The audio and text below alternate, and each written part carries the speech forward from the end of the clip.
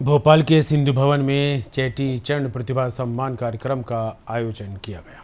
इस कार्यक्रम में मुख्यमंत्री डॉक्टर मोहन यादव शामिल हुए। सीएम ने अपने संबोधन में भारतीय संस्कृति का महत्व बताया।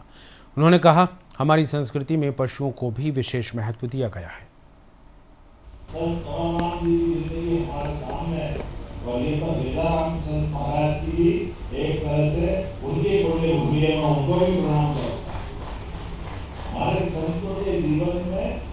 भगवान ने सब कुछ दिया, उनकी कृपा से हमारे लिए संत परंपरा। कई बार हमारे दुश्मनों से अगर झगड़ा है तो झगड़ा क्या है? झगड़ा कुछ नहीं, केवल हमारे जो मूल सिद्धांत, जो जीवों को विश्वास कर, जो जीवी मात्र से प्रेम कर, जीव दया को श्रीराम ने बनाया। हम तो प्रकृति से प्रेमी है। आज बताइए, हम पे जल से लेकर के जमीन तक जितने प्रकार के प्राणी, उन प्राणियों में सब में परमात्मा देखकर उनको हमने पूजने की संस्कृति है। हमने कभी किसी से किसी बात का विरोध नहीं रखा।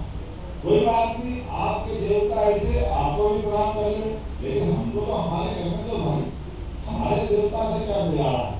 लेकिन मुझे इस बात का भी मन में आनंद है और आपके गर्व भी, अपने सनातन धर्म को बचाने के लिए उस काल में भी जब देश की आजादी के समय सिंधु प्रांत को बांटने का तत्कालीन सत्ता ने निर्णय लिया, वो जीवन का सबसे खराब निर्णय था। लेकिन देश धर्म के लिए अब अपनी सारी जायदाद छोड़ करके अपने इस देश में आए।